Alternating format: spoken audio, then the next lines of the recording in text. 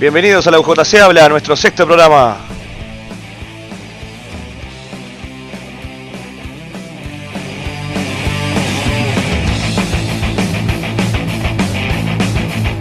¿De dónde viene esa gente oscura que no es de bronce ni negra enigma, la raza charrúa? Se defienden sin nombrar a Dios, con instintos de fiera y majestad, y hasta el tigre y el león se les someten, y hasta el tigre y el león se les someten, y se rinde hasta el que no quisiera. Aunque no tienen corazón de hierro, pelean sin temor de morir, sin crespón ni pañuelo. A nadie respetan sino Artigas, lo admiran por jinete valiente, porque no elude las fatigas, porque no elude las fatigas, para que se respete a esa gente.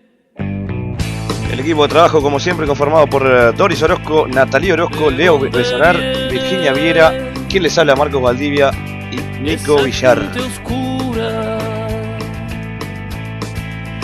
que no es de bronce ni negra enigma, la raza charrúa.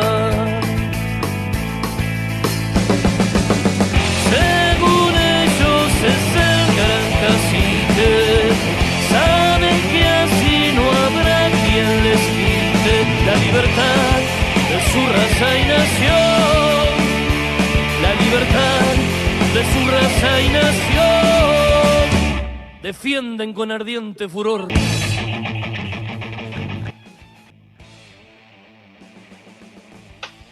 Bueno, ahora vamos como siempre a una rueda de noticias, comenzando por la primera que dice así. Irán advierte que sanciones de Estados Unidos complican el entendimiento. Teherán. Las sanciones estadounidenses contra la República Islámica de Irán son una política fracasada y profundizarán las diferencias bilaterales, afirmó el portavoz oficial de la Cancillería persa, Abbas Araqi. La imposición de medidas punitivas no contribuirá a encontrar una solución lógica a los problemas, en particular en las negociaciones sobre el tema nuclear, dijo el portavoz en respuesta a la aprobación de la Cámara de Representantes de Estados Unidos de nuevas y más duras sanciones contra las exportaciones petroleras y la economía persa. Uno de los capítulos del proyecto busca disminuir las exportaciones de crudo iraní en 1 millón de barriles diarios. Bueno, por otro lado, sistema permite a Estados Unidos vigilar casi todo el Internet.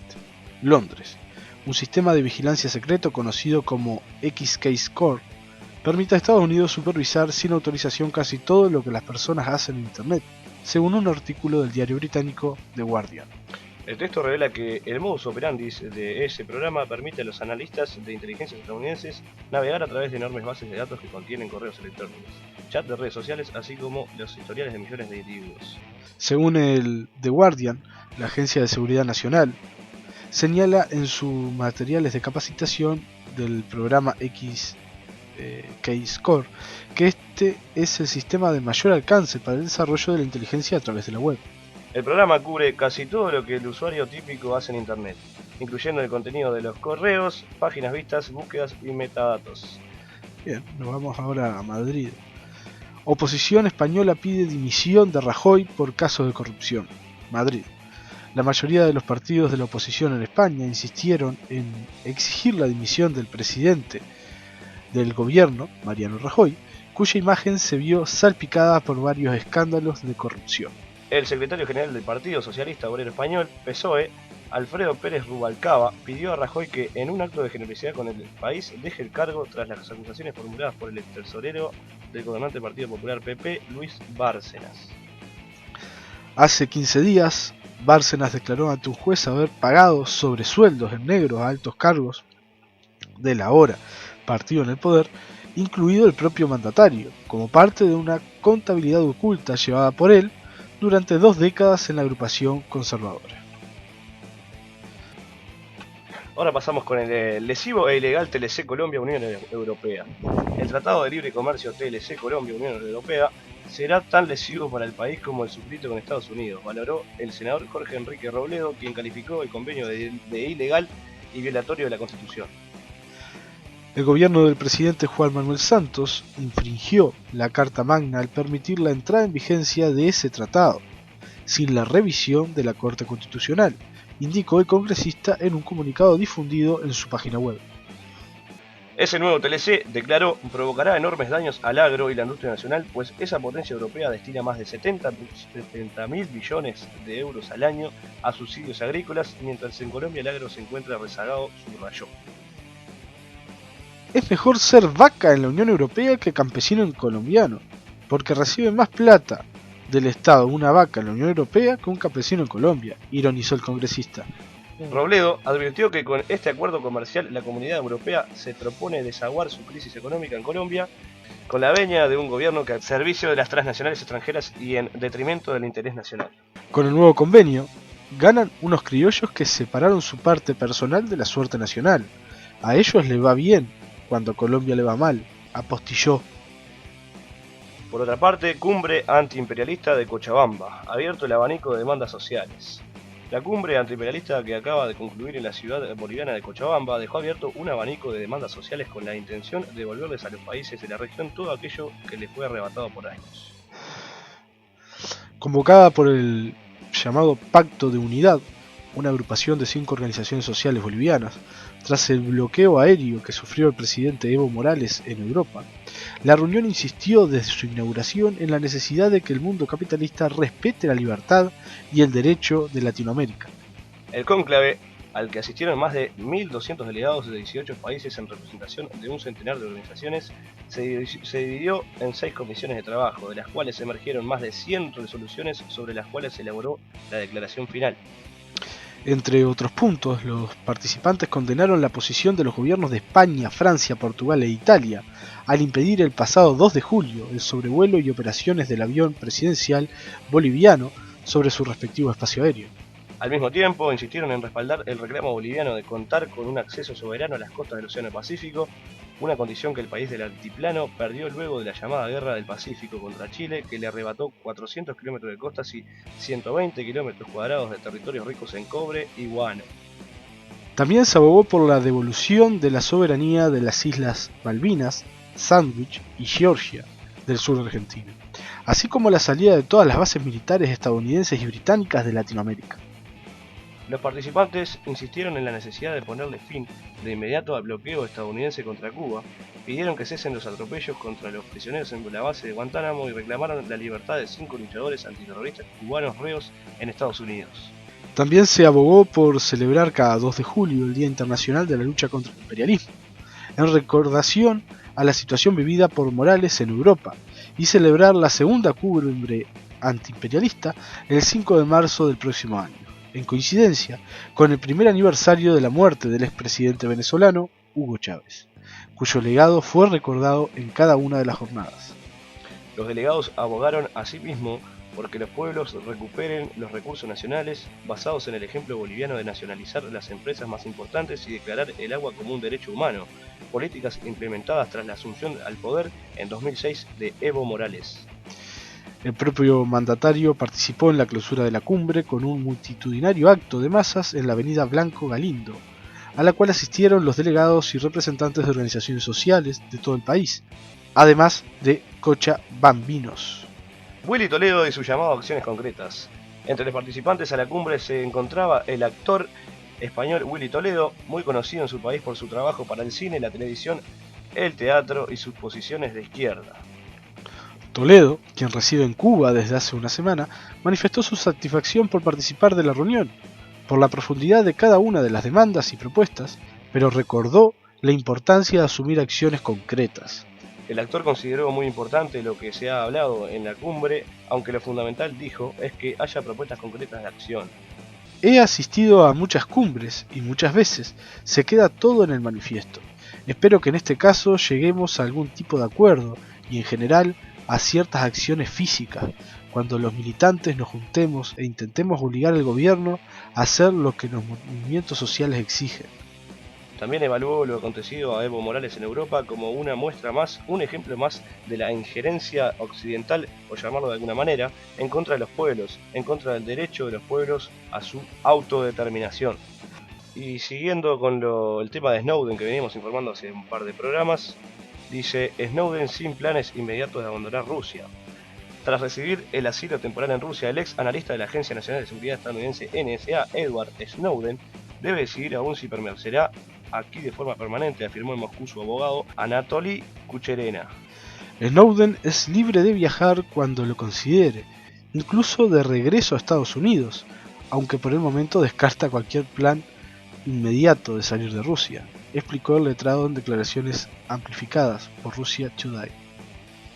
Por el momento, agregó, se decidió el asunto de la vivienda para el ex técnico de la CIA, quien puso al descubierto el programa PRISM de la inteligencia norteamericana para acceder a servidores de internet y espiar llamadas telefónicas y correos electrónicos.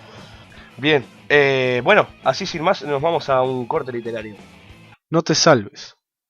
No te quedes inmóvil al borde del camino. No congeles el júbilo. No quieras con desgana. No te salves ahora ni nunca. No te salves. No te llenes de calma. No reserves del mundo solo un rincón tranquilo. No dejes caer los párpados pesados como juicios.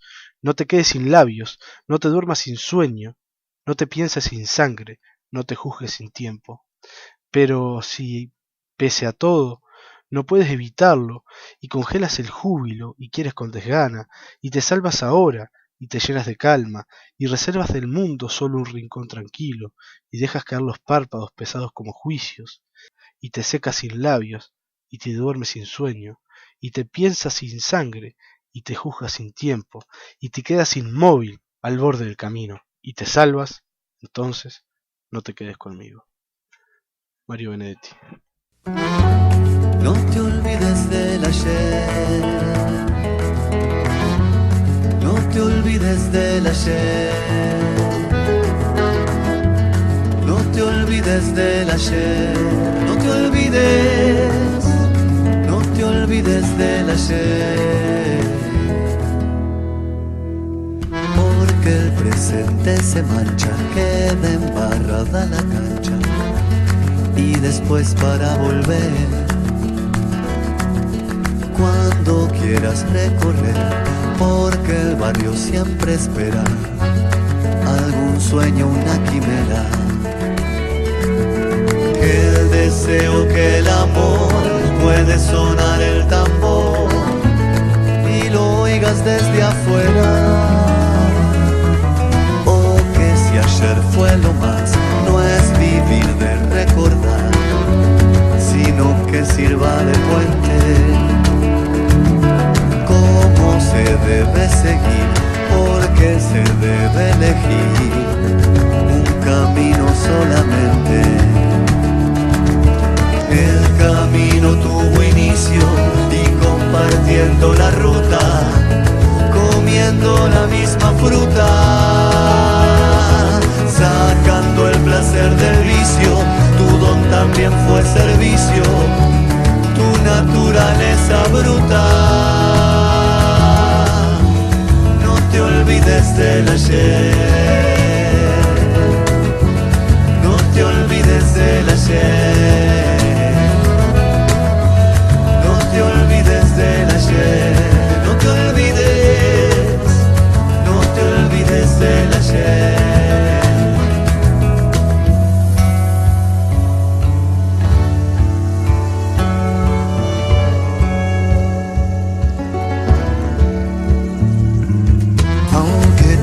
Haya suerte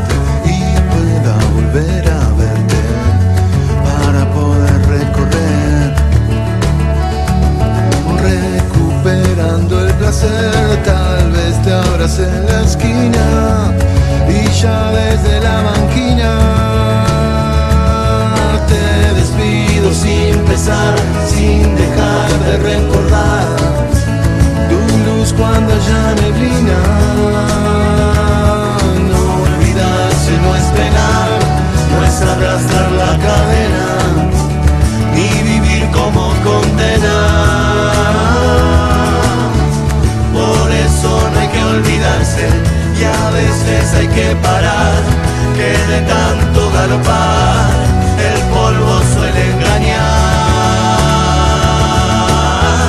y el caballo desbocarse. No te olvides del ayer. Y el caballo desbocarse. No te olvides del ayer. No te olvides del ayer.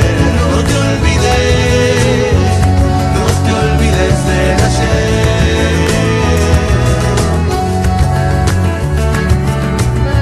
No te olvides. No te olvides del ayer.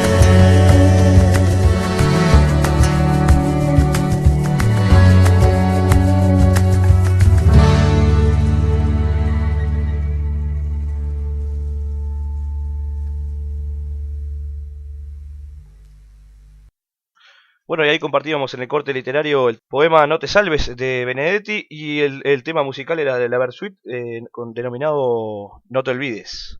Y ahora vamos a pasar a hacerle una invitación que va a ser en el marco del 14 de agosto, Día de los Mártires Estudiantiles, con una movilización que va a arrancar a las 18 horas, con comienzo esta en el Udelar, atrás del campus, pasando por el Liceo Departamental, doblando hacia Pérez del Puerto, luego pasando por la puerta de la UTU, doblamos a 18 de julio y culminamos en la plaza con un espectáculo artístico musical donde van a participar bandas locales y cierra Plagio, quien hace covers de Los Redondos.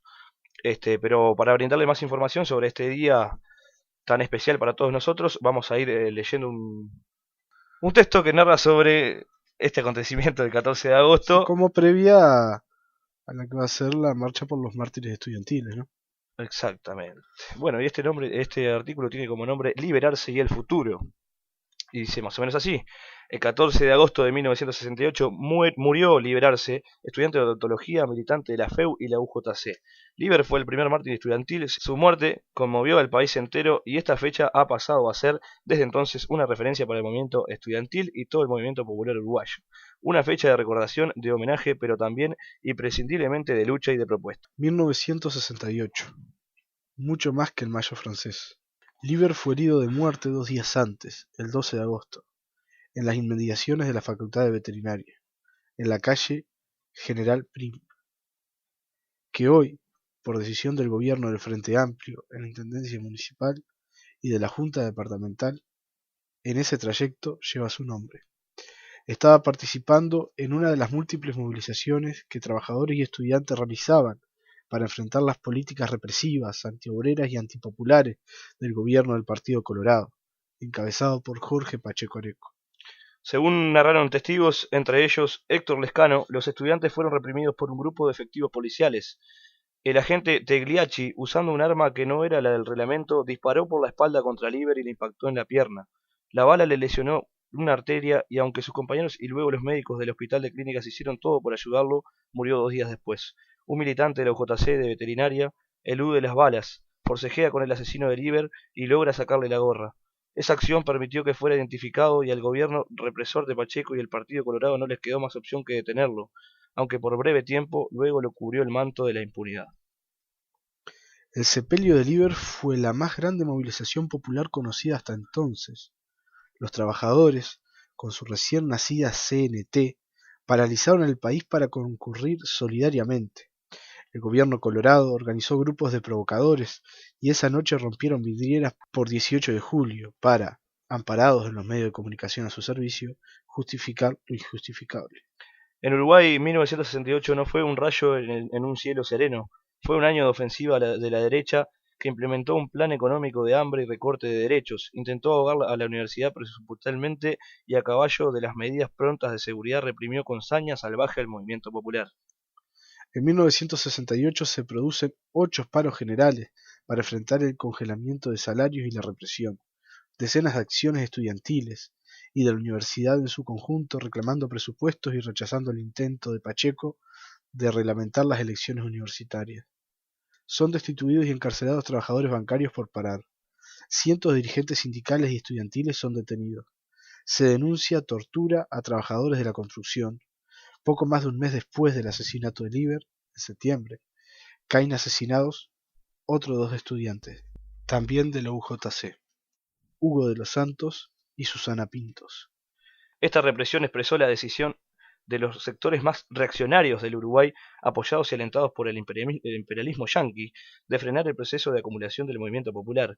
3 años antes se había realizado el Congreso del Pueblo, 2 años antes se había creado la CNT, las movilizaciones unían en la calle a cientos de miles de trabajadores y estudiantes.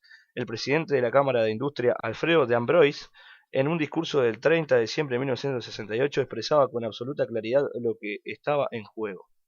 Se inicia una nueva era. Los industriales y todos los hombres de la actividad privada se encuentran actualmente frente a la última oportunidad de supervivencia primero y consolidación luego del régimen democrático capitalista del que disfrutamos. Liber es del pasado, desde esa lucha, de las propuestas por ella levantadas, de una polémica también en el seno del movimiento popular, viene el Frente Amplio, también la contraofensiva de la derecha, el golpe de Estado y la dictadura. El movimiento estudiantil y los jóvenes en general se jugaron mayoritariamente contra la dictadura.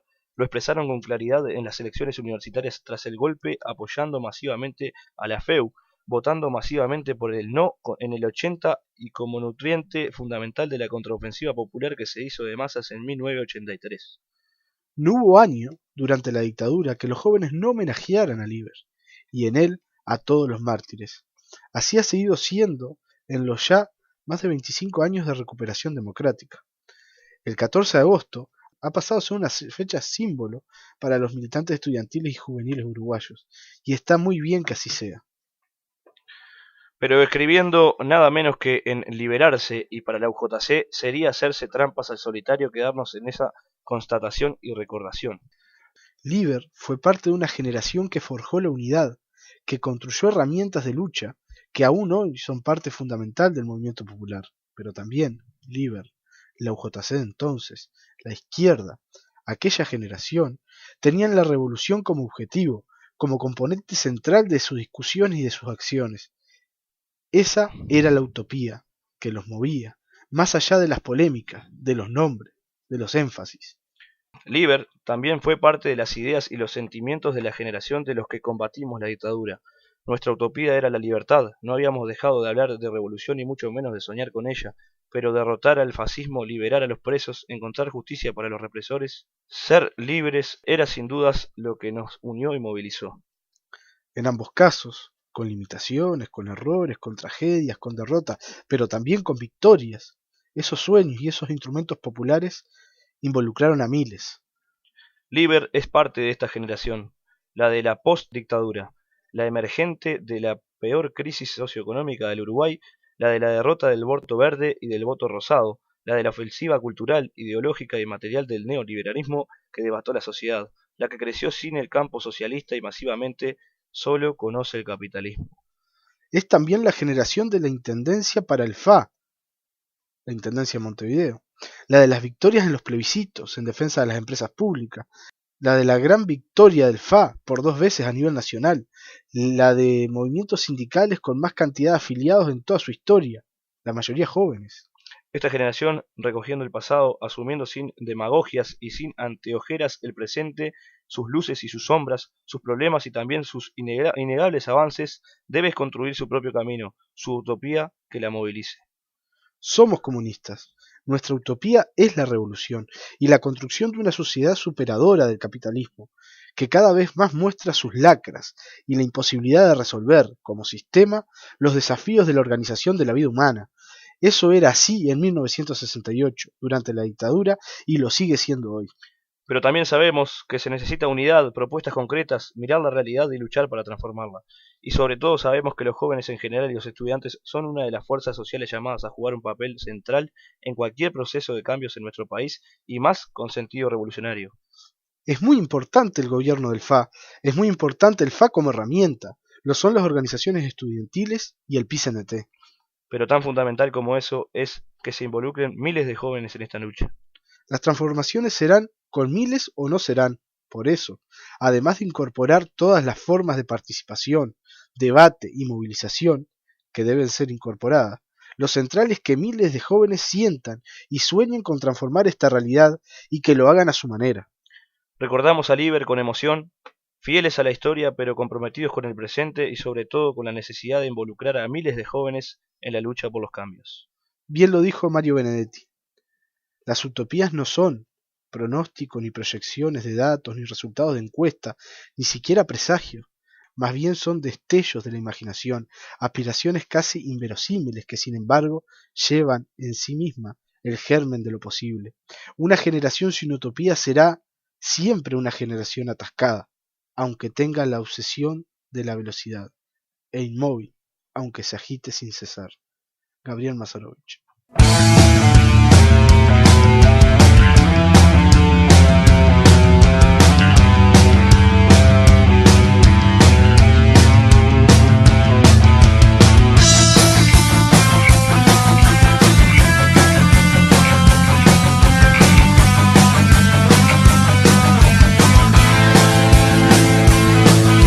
Quiero llorar mi pena y te lo digo, para que tú me quieras y me llores. En un anochecer de ruiseñores, con un puñal, con besos y contigo. Quiero matar al único testigo para el asesinato de mis flores y convertir mi llanto y mis sudores en eterno montón de duro trigo. Que no se acabe nunca la madeja del te quiero, me quieres, siempre ardida, con decrépito sol y luna vieja.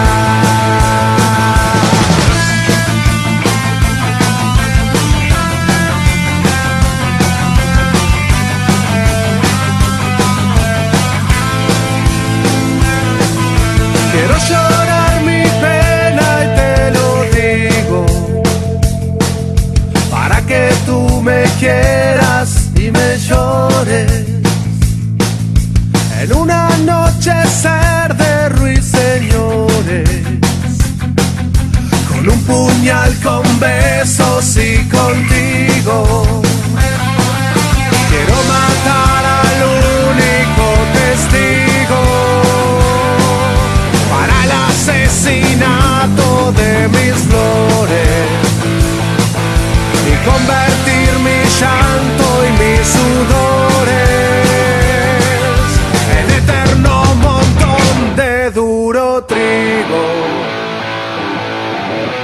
Que no se acabe nunca la madeja del te quiero, me quieres, con decrépito sol y luna vieja.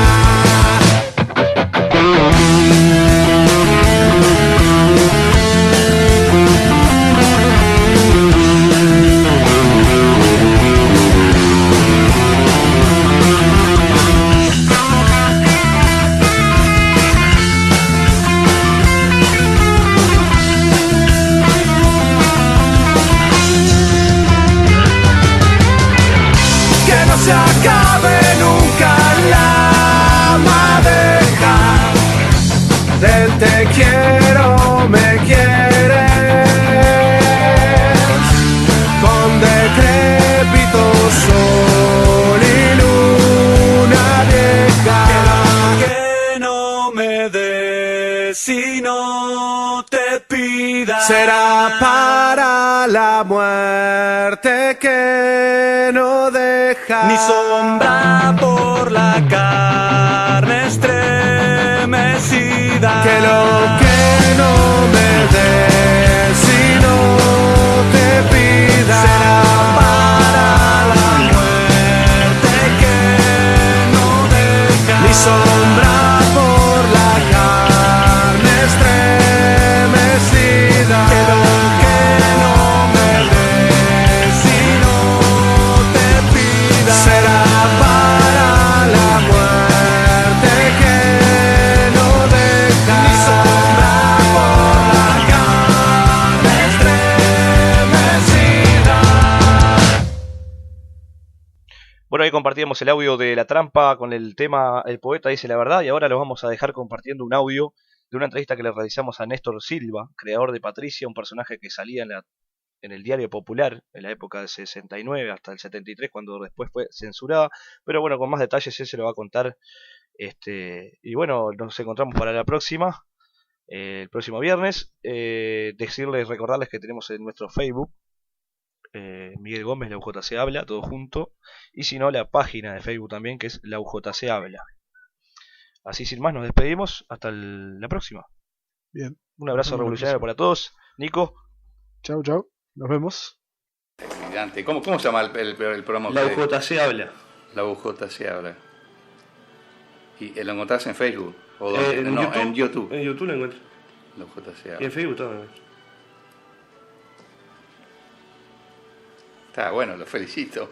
¿Y eso lo están haciendo ustedes acá en Maldonado? Qué Lo bueno. estamos haciendo acá en Maldonado. ¿Y la UJC cuántos miembros tiene acá más o menos? Ahora somos cerca de 20. Mirá qué bien, ¿no? Estamos militando bastante fuerte. Qué bien, Por suerte, sí. qué bien.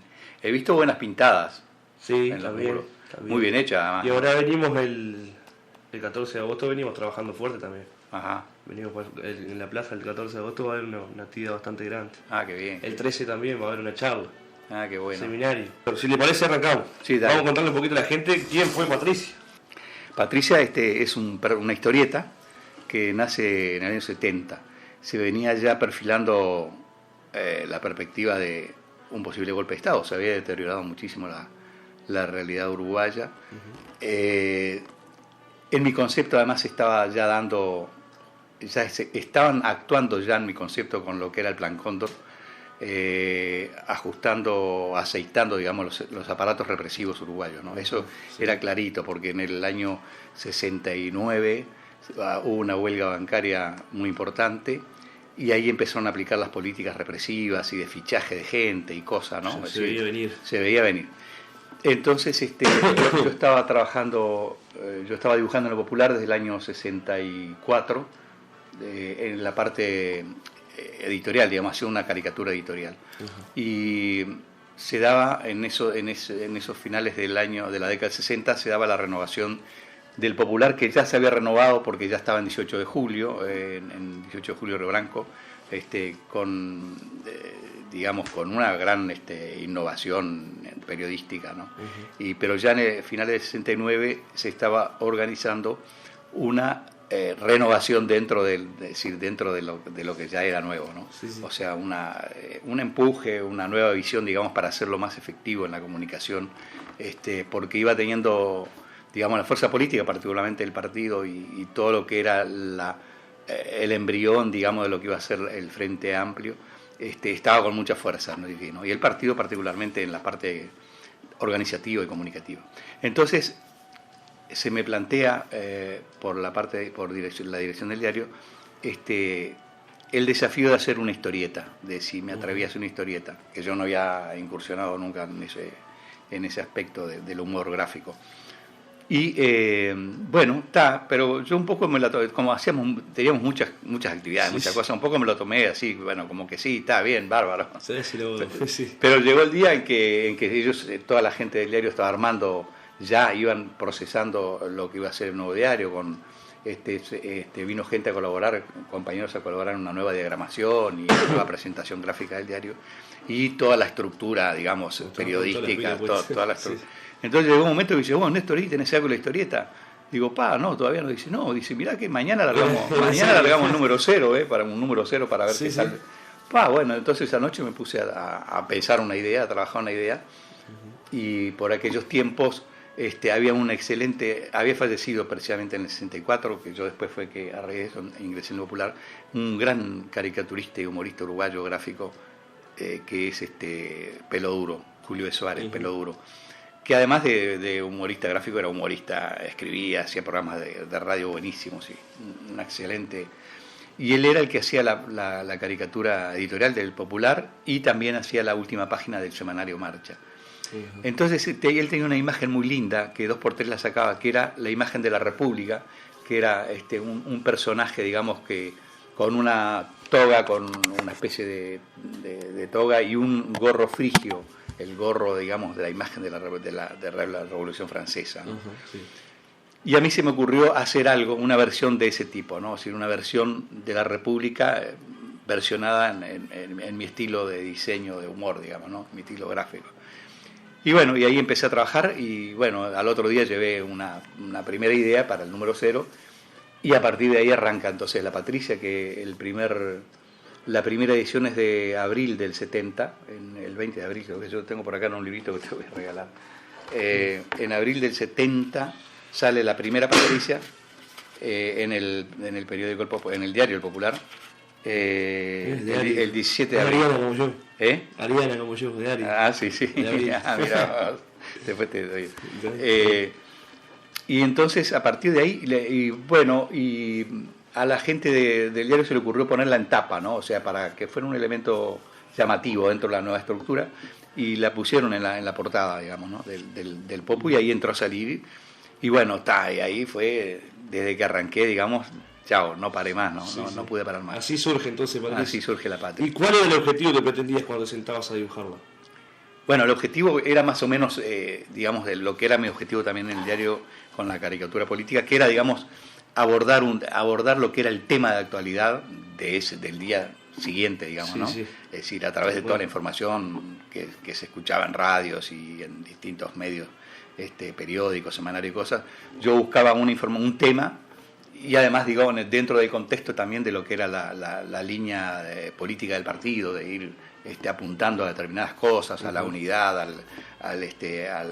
la unidad primero sindical, también partidaria, a la búsqueda de ver si se podía lograr formar un frente amplio, que precisamente en el año 70, cuando ya empieza casi con fuerza a concretarse la idea del frente amplio, que se concreta, de hecho, en marzo del 71 se hace el primer acto del frente. Entonces un poco La Patricia lo que procuraba era eso, digamos, ir aglutinando gente, despertando inquietudes en la gente, presentándole los temas políticos, echando luz, digamos, sobre los temas, con humor y también con una característica muy especial, que no solo abordaba el tema político en sí, sino que abordaba los temas humanos, es decir, los temas cotidianos, los que la gente sentía, como una forma de que el lector, los lectores del diario, se fueron identificando con el personaje, ¿no? Así que el personaje tenía que ser un personaje humano, un personaje que sufriera, que se riera, que iba a la playa o andaba en ómnibus o sufría las consecuencias de las escaseces y la carestía que existía. Representaba los sentimientos de la gente en ese Claro, momento. claro, exactamente. Entonces se sentían identificados. Identificados totalmente. Mira ahí una linda presentación que me hizo cuando saqué el libro. El libro de Montevideo me lo hizo el escritor Fornaro, Milton Fornaro, muy linda, en la que dice cómo el lector perdón, esperaba cada mañana, iba directamente dice, antes, leía el titular del diario y se iba a La Patricia, que estaba al pie de página, ¿no? Dice que era una gran compañía, un gran estímulo, porque sobre todo el enfoque del tema generalmente, y el enfoque siempre con mucho optimismo, ¿no? Es decir, la característica era que La Patricia era optimista, así que dar fuerza. Dar fuerza a la gente, ¿no? Y a lo que en ese momento estaba todo bajo censura, ¿cómo era el arte ese de decir las cosas casi que en código para que llegara a la gente? Claro, bueno, eso se genera, digamos, una práctica en la cual hay una complicidad de los lectores, es decir, el lector está buscando cómo tú puedes llegar a decir las cosas. Y entonces, en esa época, en el 70 todavía no, pero ya habían empezado, inclusive tuvimos ya algunas clausuras del Popular por el tema de censura, ¿no? Por censura previa. Nos censuraban, nos clausuraban. Sí. Entonces, pero a medida que se iba acercando el año 71, es decir, a medida que se va recrudeciendo la represión y que ya todo está marcando que se viene un golpe, sí la censura empieza a ser muy fuerte.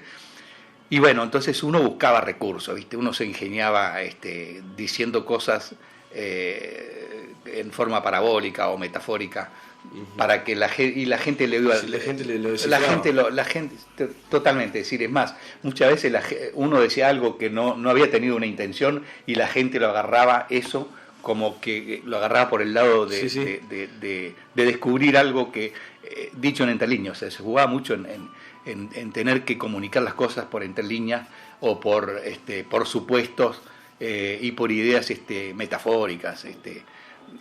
Por ejemplo, en la tapa del libro hay una historieta que sacó hace poquito, la sacó el Semanario del Popular, que es cuando nos habían clausurado el diario como 10 días, creo que fueron 7 días, una cosa así, y hubo en ese periodo un temporal muy fuerte, de lluvia y viento, pero muy muy fuerte, y entonces la Patricia reaparece, y entonces dice que cómo han pasado ese temporal, que ha sido tan violento, y qué manera de llover y cae viento, no sé qué, y entonces para apuntar al tema de la unidad dice que cuántos árboles caídos, no sé qué, ¿verdad? Pero lo importante, dice, es que el viento lo que no puede tirar es el bosque. O sea, si estamos todos unidos, estamos todos juntos. Y ese era el tipo de mensaje, ¿no? Entonces la gente lo agarraba con mucha fuerza, ¿no? Con mucha fuerza, para la gente era un estímulo. Y siempre se buscaban, porque en esos momentos, cuando empieza ya la censura, ni te hablo ya a partir de junio del 73 de la dictadura, ya la censura es diaria, es decir, el diario antes de salir tenía que ir a jefatura, a investigaciones, ¿no? A la policía de investigaciones, y entonces venía y te habían tachado cosas, muchas veces no había más remedio que salir en blanco, y además a veces a propósito se salía con los manchones en blanco como una forma de denuncia, ¿no? De la censura, ¿no? Y entonces yo, como sabía que la iban a estar viviendo la Patricia, que la iban a estar revisando, buscaba la forma de decir cosas de manera que no pudieran decir esto no puede ir, ¿sí? Pero decía sus cosas, ¿no? Es un trabajo meticuloso. Es un trabajo, claro, es bastante complicado. Claro, pero la realidad siempre te va marcando qué debes ponerse en la mente de esas personas que reprimían para contrarrestar. Exactamente, para poder esquivar, digamos, la censura. ¿Patricia salía en el Liberarse clandestinamente también, no? Bueno, fíjate tú, ahí yo en el Liberarse salía clandestina, pero no la dibujaba yo, la dibujaban compañeros de todo el país, que Liberarse y otros, digamos, órganos de prensa clandestinos que salían. La Patricia se había transformado en un ícono, porque en las manifestaciones se llevaba a la Patricia, en los muros el partido, la JC la pintaba a la Patricia, le ponía con la gente. Si la Patricia se había transformado en un ícono, digamos, sobre todo de la unidad, ¿no? Es decir, un ícono unitario, una cosa realmente con mucha fuerza, ¿no? Con mucha fuerza. Entonces, en Liberarse y en los periódicos clandestinos que sacaba el partido y la JC, lo empezó a dibujar la gente.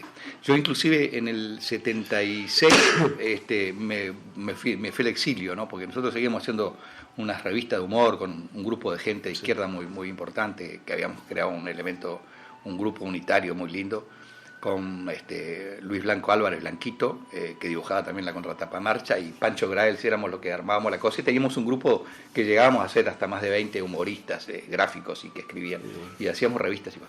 Y la última que hice fue La Pipeta, que ahí ya Blanquito estaba en el exterior, Pancho también, y bueno, los que habíamos quedado organizamos un quincenario, era La Pipeta, que lamentablemente una semana después que habían prendido fuego, intentado incendiar, digamos, Radio Nacional, donde estaba Germán Araujo, que era un tipo brillante también, haciendo resistencia, digamos, a la dictadura del gobierno. Una semana después misteriosamente se nos incendia el estudio donde teníamos la Pipeta. Y a todo eso ya, digamos, me había venido a buscar a la imprenta, y como responsable, como director la cosa ya estaba, la represión ya estaba muy, muy dura. Y bueno, ya en ese momento me exilié, me fui para Venezuela. Así, tenía un conocido, un amigo, el Flaco Citarrosa, me presentó a un tipo importante de la embajada venezolana, que nos dio una visa de transeúnte, o sea, la única forma que podía hacer. ¿El Flaco Citarrosa? El Flaco Citarrosa, sí. El Flaco también, sí, el Flaco también le habían ofrecido la visa a él también, y no sé si al final, creo que si salió con esa visa o que él se fue para Buenos Aires primero. ¿Tiene una buena relación usted con él? Sí, éramos muy amigos, a raíz de Blanquito, que era muy amigo de él también, mi colega. Sí, con el Flaco Sí, con el Flaco fuimos muy buenos amigos, sí. Inclusive en la época que yo estuve en el exilio en Venezuela, él cuando iba por Venezuela se quedaba en casa. Es decir, estábamos, Se quedó. Sí. Mire qué O sea que una cosa interesante. muy especial, muy linda. ¿Qué significó Patricia en la vida de Néstor Silva? Y bueno, un logro importante, digamos, desde el punto de vista comunicativo, ¿no? Es decir, de poder decir las cosas a través de ese personaje, que cobró vida propia, una cosa insólita. A mí, yo había escuchado una vez también, conozco, ahora hace años que no lo veo, a Quino, porque en aquella época que hacemos revistas acá en Uruguay con Blanquito y Pancho, como yo te decía, también habíamos hecho contacto con Quino para publicarle cosas de él, nos reunimos con él en Buenos Aires, y entonces ahí nos estaba contando, eso fue por ahí por el 70, 71, 70, en el 70 creo que fue, en el 70, nos contaba que Mafalda era un éxito brutal ya en esa época, ¿no? Ya desde las décadas, mediados de la década del 60 en Uruguay se conocía Mafalda. Y él nos contaba que le iba a dejar de hacer porque estaba vuelto loco el tipo, porque tenía tantos personajes y cada personaje, al ir definiendo tú la personalidad de los tipos, cobra vida propia. Dice, y no tengo más remedio que matarla. Me dice, la voy a matar a Mafalda, dice, porque matar en el sentido figurado, ¿no? O sea, la voy a dejar de hacer. Porque no, me vuelve loco, si no, ya no doy. Y vos sabés que a mí me quedó eso como una cosa rara, pero cuando empecé a hacer la Patricia, resulta que al tiempo yo me doy cuenta que sí, que había tomado vida propia y personalidad propia. Es decir, yo he ido generándole, buscándole, pero llegó un momento que tomó su propia personalidad. Es algo extraño, ¿no? Porque los amigos, los que me conocían, o los conocidos, o los amigos, los compañeros que veían por el diario, que nos encontraban por ahí, me decían, tengo una idea para la Patricia, tal cosa, a ver qué diga. Y yo anotaba, tomaba nota, pero había cosas que la Patricia no las podía decir. Es decir, de esa manera por lo menos no la podía decir. Ella tiene su forma, su personalidad. Esa ha sido una gran satisfacción desde el punto de vista profesional y desde el punto de vista humano, en cuanto a la posibilidad de lograr una forma de comunicación digamos, exitosa, o sea, que funcionó. Eso es la mayor satisfacción. ¿Qué diría Patricia en lo que respecta a la juventud y la sociedad de hoy? ¿Qué postura piensa que tomaría ella? Y bueno, trataría de acompañarlos, ¿no? De acompañarlos y sobre todo particularmente en la lucha, digamos, por la justicia social, por la liberación de nuestros pueblos, por la segunda independencia latinoamericana que está afortunadamente tomando ese rumbo, ¿no? En general ya tenemos unos cuantos países, digamos, de izquierda o progresistas que van en ese rumbo. Y Patricia trataría de estar ayudando a abrir los ojos sobre las realidades comunicativas que lamentablemente hoy en Uruguay hay un quinto poder, que son los medios de comunicación. Es decir, los medios de comunicación son los que mandan, son el verdadero poder hoy en cualquier sociedad prácticamente. Y Patricia sé que estaría muy preocupada por eso, por ver cómo la gente joven, como tú me contabas hace un rato, busca a través de internet o de los métodos posibles, de las nuevas formas de comunicación, porque también eso ha cambiado. O sea, ya hoy es muy difícil la prensa escrita, de mantener de sostener, digamos, y hacerla que circule y que funcione. Se puede hacer, pero es difícil, es más difícil que antes. Por ejemplo, un diario, la izquierda prácticamente hoy no tiene un diario, excepto, digamos, La República, que podemos considerarlo como el único punto de referencia, digamos, ¿no? Pero no tenemos lo que teníamos en la década del 60 y 70, que eran semanarios. Del propio Diario Popular el Diario Popular fue una cuestión muy especial, ¿no? Es decir, de mucha fuerza, mucha difusión y además buscando métodos de difusión muy importantes, lo que hacía el partido siempre. Por ejemplo, no era solo la venta en los kioscos de los diarios, sino que se hacían jornadas varios días a las semanas, llevando el diario a los trabajadores, en los sindicatos, haciendo gestiones especiales.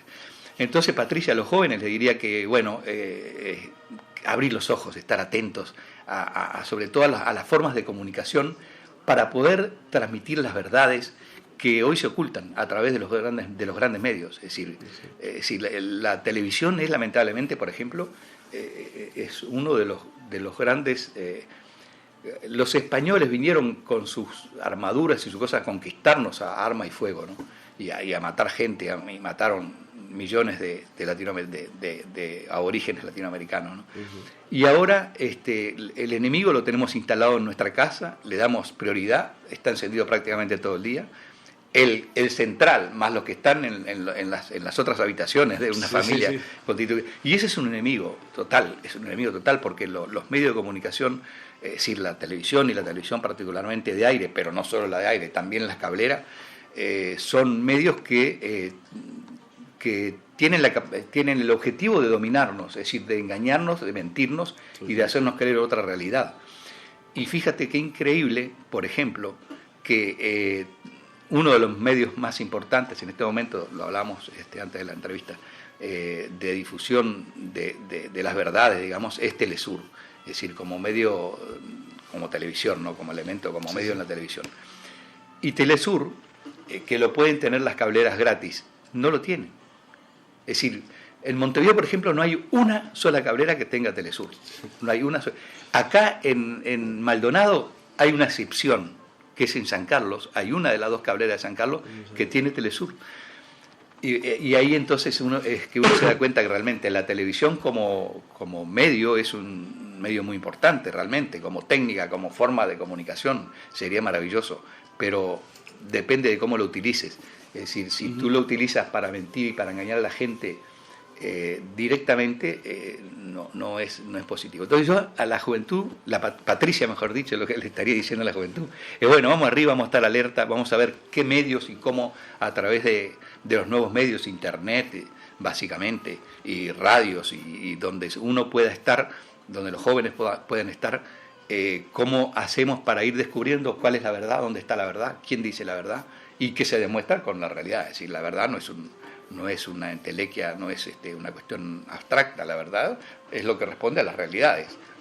Y es una sola. Pero fíjate que y es una sola. Fíjate que los medios de comunicación son tan importantes que las últimas guerras de invasión, las últimas invasiones, las está haciendo Estados Unidos mediáticamente. O sea, primero prepara a la población del país a que va a agredir y a la población del mundo para justificar la agresión, diciendo que ese tipo es malo, que está gobernando mal, que no sé cuánto, que no sé qué, que no hay democracia, dicen los tipos, y los tipos entonces imponen a través de los medios. Ahí van a buscar el petróleo después. Ahí van a buscar el petróleo y se lo reparten, y buscan los amiguitos de la zona de Europa para repartirle ahí unas victorias.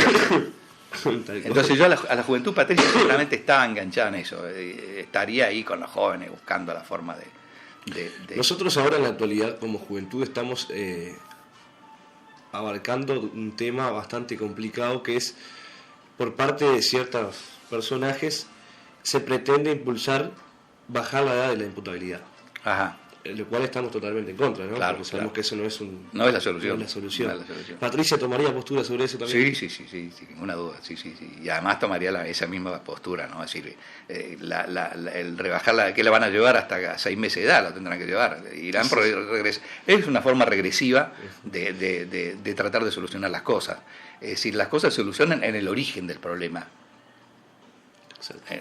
¿Cómo se origina el problema? Bueno, el problema se origina por un problema social, básicamente, que fue la herencia que nos han dejado, digamos, que han dejado el Frente Amplio, y que por suerte se ha hecho una gran tarea desde los dos gobiernos que lleva el Frente Amplio para tratar de ir solucionando el problema de la injusticia social. Esa es la raíz del problema de la delincuencia, pero a su vez complementada con otros elementos que es la formación de valores o de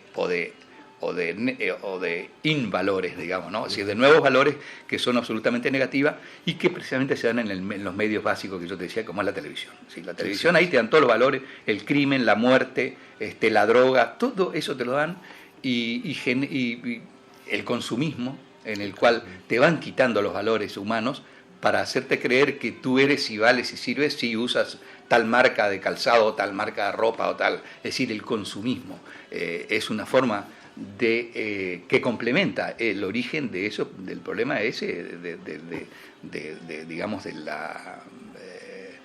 la criminalidad, digamos, por decirlo de alguna manera, o de los hechos violentos y del robo, de no sé qué, que es que los jóvenes, imbuidos por el fenómeno del consumismo, que lo transmite así, tú pones 5 minutos de televisión y ya te das cuenta que te llevan al consumismo. Entonces la juventud que no tiene acceso a un poder económico, para satisfacer esa necesidad va y roba, y después entra en otro tema que es la droga, la drogadicción y todos esos temas que están promovidos además desde la televisión, básicamente de la televisión.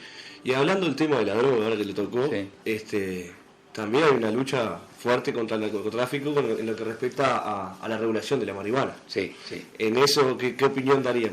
Bueno, ahí ese es un tema delicadito que yo no lo tengo todavía muy asumido, ¿no? Sí. Porque no he entrado a investigarlo, no he entrado a analizarlo. Es un tema delicadito, ¿no? Es un tema delicadito porque en la medida en que se van concediendo, digamos, socialmente cuestiones, es decir, es muy difícil de regular ese tema, por ejemplo, muy difícil de regular. Por ejemplo, yo he escuchado decir que en la ley, que ya fue aprobada, por lo menos en la Cámara de Representantes, ¿no? Todavía creo que queda Senado, ¿no? Sí, están ahí medio. Sí. Entonces, fíjate que en esa ley en un momento dice que está todo bárbaro y que se va a regular y que... Pero hay una cosa que a mí me llama la atención, y que una persona puede consumir 40 gramos, no sé si es por semana o por mes, no me acuerdo cómo es la historia. Eso es un absurdo, imposible de controlar ese nivel de consumo, es absolutamente... Es decir, lamentablemente se entran en contradicciones por un tema que es muy escabroso, ¿no? Que es muy escabroso, es decir, es muy, muy delicado, muy difícil. Patricia le estaría diciendo a la gente que se olvide de los escapes, porque para mí, en mi concepto, es un escapismo, ¿no? Es decir, por ejemplo, el fumar, ya el hecho de fumar es negativo para la salud, y la marihuana no lo va a hacer menos negativo porque se llame marihuana. Fíjate que se ha hecho una lucha tremenda con el tema del tabaquismo, y se ha logrado avances, ¿no? Se han logrado avances, y inclusive Uruguay está enfrentando demandas de la Philip Morris, no sé qué, es decir, las grandes transnacionales sí, muestran los dientes si quieren pegarle zarpazo, ¿no? Porque para defenderse, además, para poder seguir vendiendo eso, que es un factor negativo para la salud. Sí. Entonces, ahí también habría que ver eso, ¿no? Es decir, bueno, está bien, bárbaro, pero ¿afecta a la salud o no la afecta? ¿Hasta dónde nos afecta? Yo era fumador de tabaco, ¿no? Y bueno, y vos sabés que llegó un momento, ya hace por suerte 23 años, en que me di cuenta a raíz de que me habían robado el coche, en Caracas es esto, y entonces yo tenía que caminar porque hasta ver qué pasaba cuando se aparecía el coche. Tenía que caminar porque normalmente uno no camina, ¿no? Caminaba a cuadras y sabes que yo caminaba justo para ir a mi oficina, a mi trabajo, había como 6 cuadras, un repecho de 6 cuadras, que era un repecho suavecito, ¿no? Pero eran como 6 cuadras de repecho. Y vos sabés que tenía que pararme 15 veces para hacer esas 6 cuadras cuando empecé a caminar, ¿no? Cuando me habían quitado el coche. Y ahí me di cuenta que el cigarro, me di cuenta que el cigarro, ¿viste? Y entonces me propuse, digo, bueno, no, me voy a ver al médico mañana y además dejo de fumar. Chao, ese día había comprado en la noche una cajilla de cigarrillos, ese día estaba nuevita, la cajilla había fumado 1 o 2. Y ese día llegué a mi oficina, la puse arriba de lo que era la mesa de dibujo, en esa época todavía no existía la computadora, recién estaban empezando a salir, y la puse arriba de mi mesa de dibujo y dije, no la toco más, y con un compañero, un socio que tenía yo, dice, che, ¿qué lo vas a dejar ahí? El paquete de cigarrillos, sí, lo voy a dejar ahí como desafío para no fumarlo. Para que y a partir de ahí, claro, pero además es una cuestión psicológica, es una cuestión de hábito, ¿no? Y claro, es un hábito, entonces el cuerpo te pide a lo que lo habituaste, ¿no? A lo que estás acostumbrado. Entonces fui a ver al médico el otro día y me dijo, loco, ¿no? Dice, era el médico que hacía 10 años atrás me había hecho un electrocardiograma. Me dice, loco, dice, te pido que me regales el resultado del electrocardiograma. Le dice, sí, doctor, ¿cómo no? Dice, no, porque yo soy profesor docente en la universidad. Dice, lo quiero llevar para mostrar lo que es un ritmo cardíaco perfecto, me dice el tipo, ¿no? 10 años antes. Sí. Y ahí cuando voy me dice, me hizo todo el examen, no sé qué, me dio recomendaciones, inclusive hasta de dietas, de alimentación, por el tema de colesterol, bajar las carnes, no sé cuánto, no sé qué, todo un montón. Dice, y dejar de fumar pero ya, digo, no, ya dejé ayer, le dije yo. Bueno, se sonrió como diciendo, no, pero tenés que dejar en serio. No, sí, doctor, no toco un cigarro más. Y vos sabés que, entonces cuando me hizo el electro, me dice, esta vez también te lo voy a pedir, me dice, que me lo deje. Digo, sí, le digo, qué bueno, es un... Dice, no, dice, pero no te engañes, a mostrar lo que es una rica. Entonces, con todo eso, digo, pero sobre todo es un problema de conciencia, ¿no? De uno, de decir, tuyo, ¿no? Tuyo. Si no te hace bien, y bueno, loco, chao, loco, el bien más preciado para mí es la vida. Tal cual. Mío y para poder dar algo a los demás, ¿no? Seguro, sí, es fundamental. Entonces yo lo primero que voy a preservar es mi vida. Entonces si yo veo que me hace mal, y ya me venía haciendo mal, yo me daba cuenta porque de noche yo ya prendía un cigarrillo y me daba asco, loco. Me acuerdo que lo prendía y lo apagaba entero prácticamente. Me daba asco, ¿no? Y de mañana me despertaba y me sentía el olor a nicotina en la piel y me daba un asco. Pero me duchaba, se me iba el olor a nicotina, me sentaba a tomar un café y prendía el primer cigarro. Y ahí arrancaba, ¿viste? Ahí fumaba. Me fumaba casi 3 cajillas por día, yo. Una barbaridad. Pero te recomiendo, mira, bien no te hace. Eso lo puedes tener seguro. Lo puedes tener seguro que es un enemigo que vos mismo lo invitás a que entre. Entonces, es como el televisor. Es como el televisor, exactamente, sí. Peor todavía, ¿no? Porque el televisor por ahí pones Animal Planet o no sé qué y no es tan negativo. Pero no, yo te recomiendo concientizarlo. Ahora te voy a decir, es dificilísimo, ¿no? Hay que tener una voluntad de acero. Yo me metí una voluntad de acero y me compraba caramelos, Hall, ¿cómo es? Hall, no sé qué. Sí, pastillas Hall me compraba, entonces, y otros, y los primeros días. Pero ya, yo había claramente decidido no fumar más. Pero fíjate el insólito, te voy a contar lo que son los hábitos. 3 meses después que yo había dejado de fumar, me había mudado de apartamento y bueno, estaba todo la mudanza, no sé qué, y cuando estaba llegando el fin de semana digo, este fin de semana me voy a hacer un pucherito, ¿no? Que justo ayer me encanta, ¿no? Entonces, me voy a hacer un pucherito el fin de semana. Entonces yo tenía mis hábitos en la cocina, me ponía un delantalito, ponía la tabla de picar cosas, agarraba la cuchilla, iba preparando todo lo que tenía para hacer el pañito con el que me seco las manos, porque me estoy secando. Y entonces iba preparando todo eso, ese fin de semana había ido a comprar las cositas al mercadito, bárbaro, viste, todo, y vengo y me preparo para cocinar. Y en determinado momento que voy poniendo todas esas cosas, la tabla, la cuchilla, no sé qué, agarro un cenicero que tenía ahí de vidrio y lo pongo, y cuando lo puse sobre la mesada de la cocina, me cagué de risa, porque yo no fumo más, pero fíjate el hábito, el subconsciente. Seguro, se había quedado instalado. Se había quedado instalado, loco, como un virus en la computadora. Ahora, hay otro tema que es medio complicado también para tomar postura. Sí. Es el conflicto de la educación hoy por hoy. Ese tema es un tema muy complejo porque tiene muchas puntas. Hay ramificaciones para todos lados. Postura de todos lados. Y porque además hay primero un tema económico real. Sí, eso sí. Un tema económico real. Principal. Que cómo se le da solución, porque lo que reclaman los docentes es justo, digamos, ¿no? Es decir, si reclaman es porque es justo, ¿no? Y todos sabemos lo que cuesta, lo que implica el costo de vida hoy día. Pero a su vez el gobierno también tiene un presupuesto acotado, es decir, recursos, es decir, nuestro país no tenemos, es decir, vivimos a fuerza de impuestos prácticamente, ¿no? Porque digo, ¿de dónde saca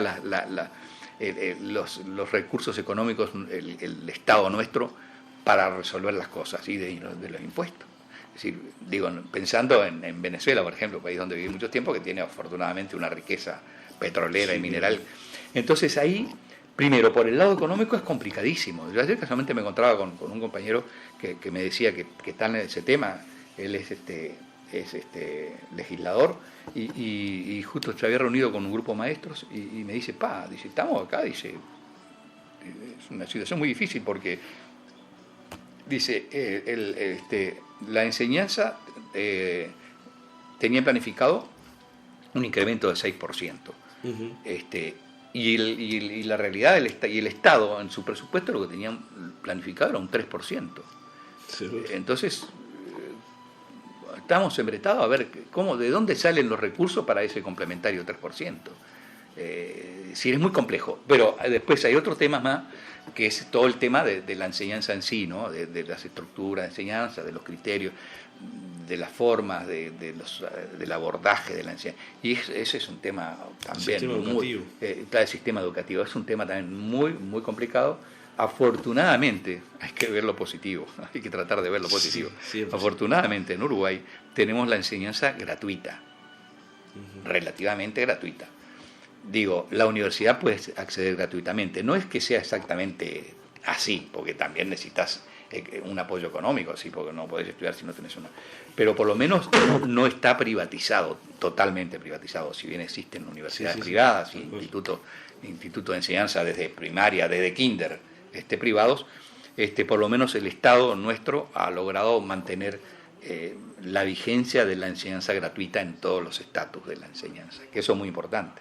Y sin bajar nivel, porque un profesional graduado en la Universidad de la República, Nubelar, es tan bueno como, y a veces de pronto hasta más. ¿Y cómo haría Patricia en ese caso para situarse, siendo que, o sea, para brindar una opinión, siendo que hay hay dos partes que son las que tienen razón, o sea, supuestamente Claro, por lo que usted plantea, claro, que es claro. el gobierno por un lado, Claro. y después los docentes por el otro, que son trabajadores, Exactamente. luchando por la reivindicación. Y bueno, ¿Cómo? y ahí hay ¿Cómo que... ella lo pilotearía por ahí? Y buscando el camino del medio, es decir, ver cómo resolvemos este tema. Lo tenemos que resolver entre dos fuerzas, digamos, o entre dos posiciones. Bueno, ¿cuál es lo que nos permite la realidad? Sí. Ese es el camino, no hay otro. Porque se sabe que el gobierno Frente Amplista, desde que asumió, ha hecho todo lo posible, precisamente tanto con la enseñanza como por el tema social, es decir, todo el tema de la gente bajo los límites de pobreza, todo eso que el gobierno lo ha afrontado con criterios muy positivos y en un país en el que no hay recursos. Sí, porque, es decir, son 8 años de gobierno recién, ¿no? Claro, y además son 8 años de Y han gobierno. hecho bastantes cambios. Y se han logrado, yo qué sé, por ejemplo, hablando de la enseñanza, bueno, tengamos en cuenta las ayualitas como un aporte en la enseñanza. Ahora, digo, cómo se ha apuntado hacia cuestiones positivas. Uh-huh. Y claro, el tema en este caso que tú dices, y sí, es muy complejo porque hay dos factores que tienen razón, o sea, que tienen su razón. Entonces el tema es mediar. Yo creo que la Patricia trataría de mediar. Es decir, mediar quiere decir cómo logramos una solución aceptable y posible. Claro, porque se me ocurre a mí que si fuera por el gobierno, bueno, yo pongo la plata, ¿por dónde está? Uh-huh. Digo, porque es justo lo que están reclamando, pero ¿y dónde saco plata? Seguro. Es decir, ahí hay temas delicados. Por ejemplo, en un momento escuché por ahí que Mujica dijo que bueno, que de todas maneras el sueldo no son tan malos porque están ganando tanto con trabajando mediodía, y entonces salieron los maestros a decir no trabajamos mediodía, trabajamos mucho más. Bueno, sí, también es cierto. Pero también es cierto, porque yo tengo familiares que trabajan en dos lugares, uh-huh, en la escuela pública y en privada. También es cierto, o sea que y en la escuela pública mediodía es decir, también es cierto que viste que hay toda una relatividad, ¿no? Hay toda una relatividad. Tenés que cuidarte, no fumes más, Carlos. Sí. Dejá de fumar, ya, comprometete conmigo. Es complicado. No, dejá. Pasé un fin de semana bastante... Pero dejá de fumar vos. Una gripe me agarró por el medio. Ah, te agarró una gripe. Sí. Y bueno, por eso, porque además te baja la defensa, los pulmones seguro, sí. Jodidos. No. Dejá de fumar y se puede. Primero ¿Qué pasó con Patricia? ¿Cómo que qué pasó? Que llegó un momento que ya no...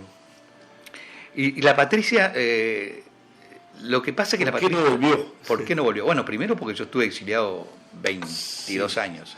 Es el primer de pequeño detalle. y en otra realidad, ¿no? En una realidad distinta. Y allá no la podía hacer, no tenía sentido. Sí, ni que hablar, hay que estar en el cotidiano. Claro. Y segundo, por ejemplo, te digo, en este momento no existe un diario. Sí. Y la Patricia era eso. Yo intenté, inclusive en la propia revista esta que hago yo, hice 2 números con a la Patricia de una página, que ya cambiaba primero el formato, que es muy importante, porque el formato era el tiempo de ella de decir las cosas. Entonces cuando lo llevé a una página eran más cuadros, pero me faltaba es decir, el espíritu de ella es político. Sí, Es decir, el espíritu de la Patricia es la lucha política y el mensaje político, que yo no lo puedo hacer de la revista. Claro, seguro. Porque esta revista es para todo el mundo, es decir, no es una revista partidaria. Ni que hablar. Entonces la Patricia, digamos, le pasa esa realidad. Luego la otra, que yo laburo todo el mes en esto y me lleva todo el mes laburar en esto, ¿no?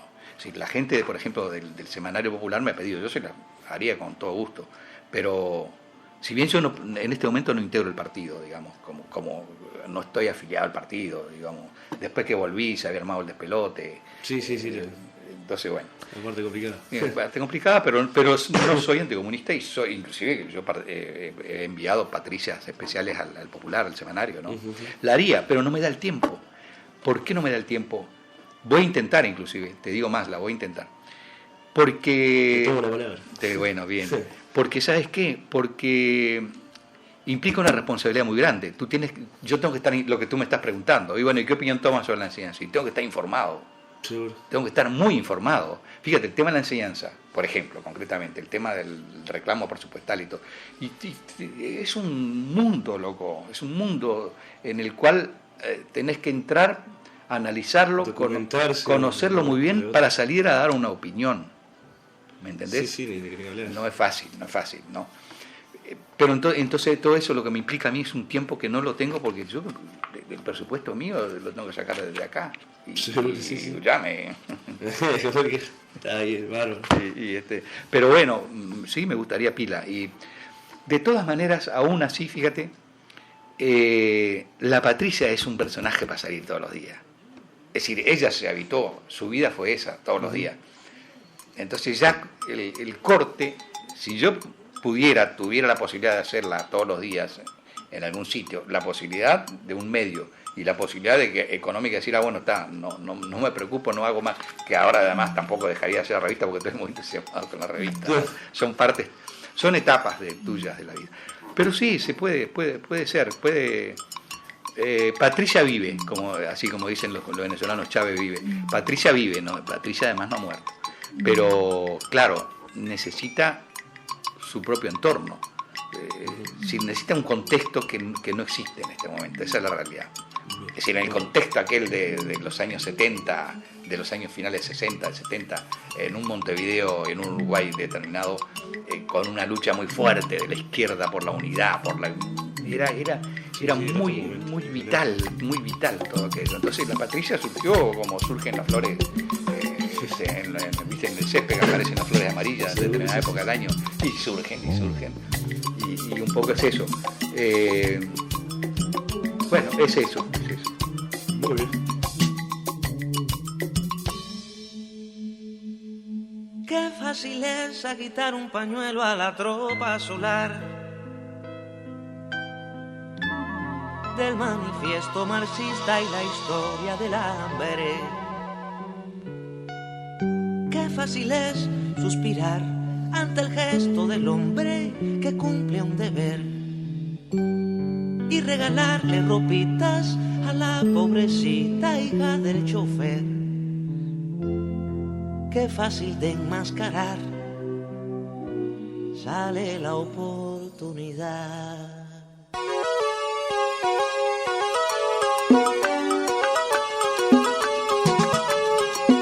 Qué fácil es engañar al que no sabe leer. Cuántos colores, cuántas facetas tiene el pequeño burgués.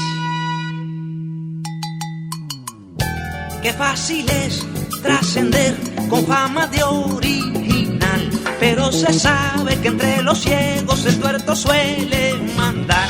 Qué fácil de apuntalar sale la vieja moral que se disfraza de barricada de los que nunca tuvieron nada. Que bien prepara su máscara el pequeño burgués.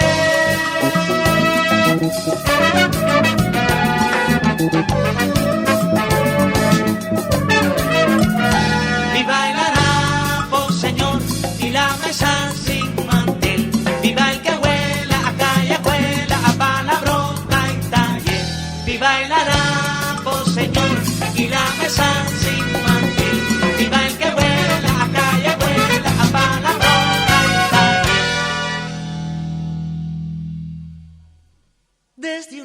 mesa repleta cualquiera decide aplaudir. La caravana en harapos de todos los pobres, desde un mantel importado y de un vino añejado se lucha muy bien. Desde una casa gigante y un auto elegante se sufre también. En un amable festín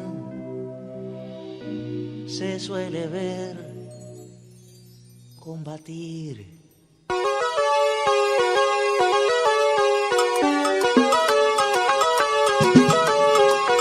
Si fácil es abusar, más fácil es condenar y hacer papeles para la historia para que te haga un lugar. Qué fácil es protestar por la bomba que cayó a 1000 kilómetros del ropero y del refrigerador.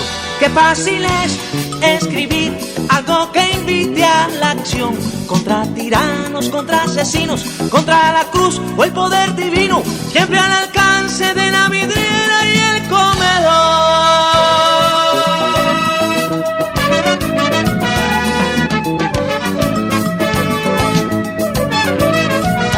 Viva el harapo, señor, y la mesa sin mantel. Viva el que huela a callejuela, a palabrota y taller. Viva el harapo, señor, y la mesa sin